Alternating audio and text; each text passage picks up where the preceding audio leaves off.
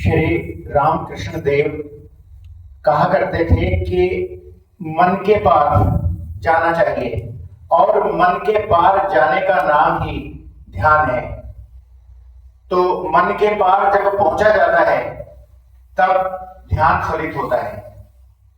और मन के पार जाने के लिए जो किया जाता है उसके लिए जरूरी यह है कि किसी भी स्थिति में प्रार्थना में मांग नहीं होनी चाहिए।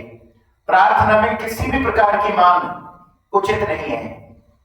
यह ऐसे ही है कि जैसे सभी जगह परमात्मा का प्रेम बरस रहा है, सभी जगह परमात्मा की कृपा बरस रही है, लेकिन अपना पात्र सीधा होना चाहिए। तो वो जो कृपा है वो स्वाभाविक रूप से फिर उस तक पहुंचती है। इसका बहुत बढ़िया उदाहरण, बहुत ही अच्छा उदाहरण विवेकानंद के जीवन में भी मिलता है। उनके जीवन में कभी भी प्रार्थना में मांग कभी नहीं आई, प्रार्थना मांग कभी बनी ही नहीं। एक बार की बात है कि स्वामी विवेकानंद के जीवन में जब वे नरेंद्र थे तो उस समय आर्थिक रूप से बहुत समस्याओं से वे घिर गए और आर्थिक रूप से बहुत ज्यादा परेशानी उन्हें होने लगी। तो उस समय वे रामकृष्ण देव के पास पहुंचे और कहा कि मेरे सामने आर्थिक रूप से बहुत बड़ी समस्याएं हैं, इस समय ऐसी समस्याएं चल रही हैं कि मेरी वे समस्याएं दूर होनी चाहिए। तो रामकृष्ण देव ने कहा कि इस समय तुम काली के मंदिर में जाओ और जो भी मांगोगे वही मिलेगा, आज तुम जाओ और मांगो। तो विवेकानंद खुश हुए और मंदिर में अंदर पहुंचे। मूर्ति के सामने, काली की मूर्ति के सामने खड़े हुए और उन्होंने कहा कि मां मुझे ज्ञान दे, भक्ति दे और वैराग्य दे। और ये कहकर वो वापस लौट आए। उसके बाद बाहर आकर उन्होंने, रामकृष्ण परमहंस ने पूछा कि मांग लिया तुमने जो तुम्हें मांगना था? तो उन्होंने कहा कि नहीं, पता नहीं मुझे क्या हो गया, मैं मांग ही नहीं पाया। तो रामकृष्ण परमहंस ने कहा कि दोबारा जाओ और फिर मांगो, अगर भूल गए हो तो फिर मांगो। तो विवेकानंद दोबारा फिर गए और मूर्ति के सामने, काली की मूर्ति के सामने फिर खड़े हुए। उन्होंने जब मांगने का प्रयास किया, उनके मुंह से फिर वही निकला कि मां मुझे ज्ञान दो, भक्ति दो, वैराग्य दो। अपने आर्थिक समस्याओं के बारे में मंदिर में जाते ही वे भूल जाया करते थे, उनके याद ही नहीं रहता था। उसके बाद फिर वे बाहर आए तो फिर पूछा रामकृष्ण परमहंस ने कि मांग लिया? तो उन्होंने फिर कहा कि पता नहीं मुझे क्या हो जाता है, अंदर जाते ही मैं सब कुछ भूल जाता हूं। उसके बाद फिर कहा कि तीसरी बार फिर जाओ और फिर मांगो। तो विवेकानंद फिर कमरे में गए, उस मंदिर में अंदर जाकर मूर्ति के सामने खड़े हुए और फिर तीसरी बार उन्होंने फिर यही कहा कि मां मुझे ज्ञान दो, भक्ति दो, वैराग्य दो। वे बाहर आए तो रामकृष्ण परमहंस ने फिर पूछा कि मांग लिया? तो उन्होंने कहा कि नहीं, पता नहीं मुझे क्या हो जाता है, मैं मांग ही नहीं पाता, मैं कुछ भी इस तरह आर्थिक कोई भी ऐसी स्थिति मांग ही नहीं पा रहा हूं। तो ये विवेकानंद का स्वभाव है और स्वभाव से किसी भी तरीके से वे अलग नहीं हो सकते, हुआ ही नहीं जा सकता, चाहकर भी नहीं हुआ जा सकता। अगर वे मांगना चाहते हैं, कुछ आर्थिक रूप से कुछ समस्या है उसे वे दूर करना चाहते हैं, लेकिन वे कर ही नहीं सकते क्योंकि उनका स्वभाव ही ऐसा नहीं है। उनका जो स्वभाव है इस प्रकार का है कि मैं भगवान के सामने जाकर क्या ये क्षुद्र वस्तु मांगू, वहां कुछ बड़ा ही मांगना चाहिए। तो इसलिए जब भी वे पहुंचते हैं तो यही मांगते हैं कि मुझे ज्ञान दे, भक्ति दे, वैराग्य दे। धन से संबंधित कोई भी किसी भी प्रकार की चीज वे मांग ही नहीं पाते। तो ये विवेकानंद का स्वभाव था, इसलिए कभी भी उनके जीवन में प्रार्थना में मांग कभी नहीं आई। और यही कारण है कि उसके बाद उनके ऊपर असीम अनुकंपा ईश्वर की रही और रामकृष्ण परमहंस की रही। तो रामकृष्ण परमहंस ने उन्हें अपना शिष्य स्वीकार किया और उसके बाद उन्होंने पूरे विश्व में अपना परचम लहराया। विश्व को उन्होंने अद्भुत शिक्षाएं दी और भारत के लिए तो उन्होंने बहुत कुछ किया। और एक बात और, जब इस प्रकार के व्यक्ति, इस प्रकार के महापुरुष विदेश में, अमेरिका में उन्होंने अपने भाषण दिए, बहुत जगह भाषण दिए और भाषणों से उन्हें प्रतिष्ठा भी बहुत मिली, लेकिन अगर साधारण मनुष्य होता है तो साधारण मनुष्य धन का प्रयोग अपने सुविधाओं के लिए करता है, सुख सुविधाओं के लिए करता है, अपने लिए महल खड़े करता है, लेकिन बहुत ज्यादा धन होने के बावजूद भी उन्होंने अपने लिए किसी भी प्रकार की सुख सुविधाएं अर्जित नहीं की।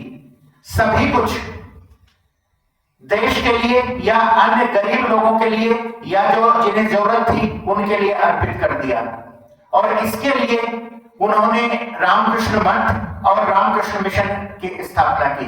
बाद में उन्होंने रामकृष्ण मिशन की स्थापना की, जो सेवा के कार्यों में अग्रणी रहा है। रामकृष्ण मठ आध्यात्मिक कार्यों के लिए और रामकृष्ण मिशन सामाजिक कार्यों के लिए अग्रणी भूमिका निभाता रहा है। तो विवेकानंद द्वारा स्थापित ये रामकृष्ण मिशन आगे तक अपने ये कार्य करता चला रहा है और आगे तक करता भी रहेगा।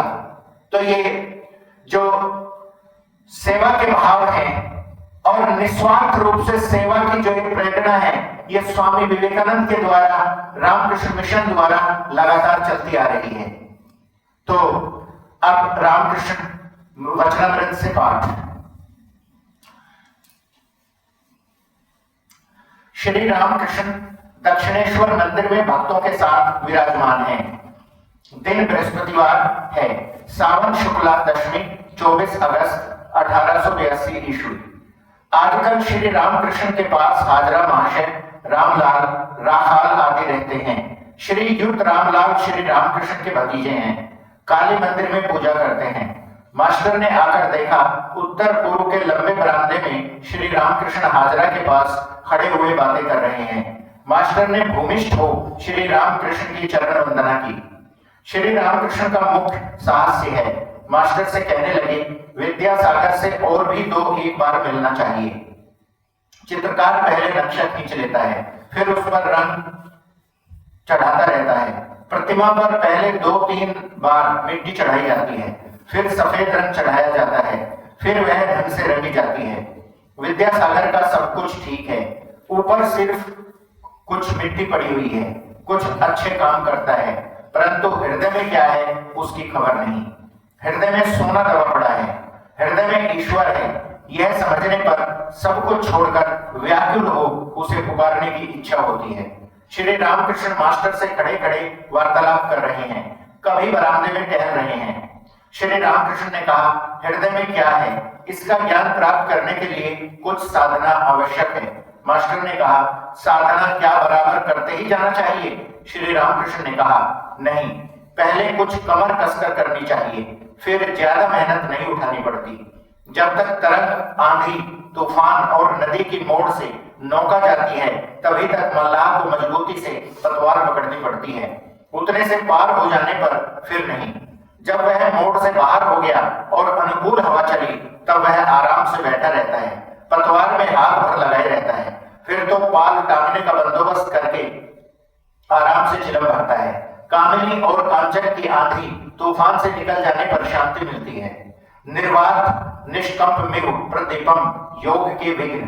किसी किसी में योगियों के लक्षण दिखते हैं, परंतु उन लोगों को भी सावधानी से रहना चाहिए।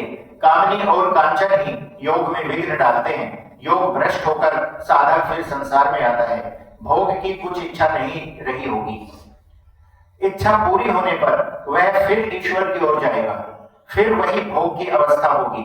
सबका कल जानते हो?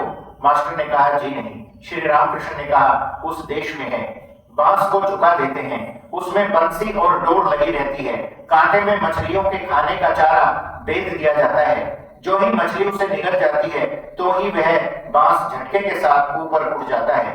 जिस प्रकार उसका सिर ऊंचा था वैसा ही हो जाता है। तराजू में किसी और कुछ रख देने से नीचे की सुई और ऊपर की सुई दोनों बराबर नहीं रहती। नीचे की सुई मन है और ऊपर की सुई है ईश्वर। नीचे की सुई का ऊपर की सुई से एक होना ही योग होता है। मन के स्थिर हुए बिना योग नहीं होता।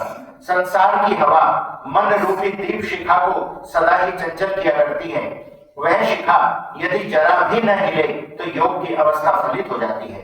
कामनी और कांचन योग के विघ्न है। वस्तु विचार करना चाहिए। स्त्रियों के शरीर में क्या है? रक्त, मांस, आंतें, कृमि, मूत्र, विष्ठा, यही सब। उस शरीर पर प्यार क्यों? त्याग के लिए मैं अपने में राजसी भाव भरता था। साध हुई थी कि जरी की पोशाक पहनूंगा, अंगूठी पहनूंगा, लंबी नली वाले हुक्के में तंबाकू पीऊंगा, जरी की पोशाक पहनी। ये लोग ले आए थे। कुछ देर बाद मन से कहा, यही शोल है, यही अंगूठी है, यही हुक्के में तंबाकू पीना है, सब फेंक दिया। तब से फिर मन नहीं चला। शाम हो रही है। कमरे के दक्षिण पूर्व की ओर के बरामदे में द्वार के पास ही अकेले में श्री रामकृष्ण मणि से बात कर रहे हैं। श्री रामकृष्ण ने कहा, योगियों का मन सदा ईश्वर में लगा रहता है, सदा आत्मस्थ रहता है, शून्य दृष्टि। देखते ही उनकी अवस्था सूचित हो जाती है। समझ में आ जाता है कि चिड़िया अंडे को सी रही है, सारा मन अंडे की ही ओर है, ऊपर दृष्टि तो नाम मात्र की है। अच्छा, ऐसा चित्र क्या मुझे दिखा सकते हो? मणि ने कहा, जैसी आज्ञा, चेष्टा करूंगा यदि कहीं मिल जाए। धन्यवाद।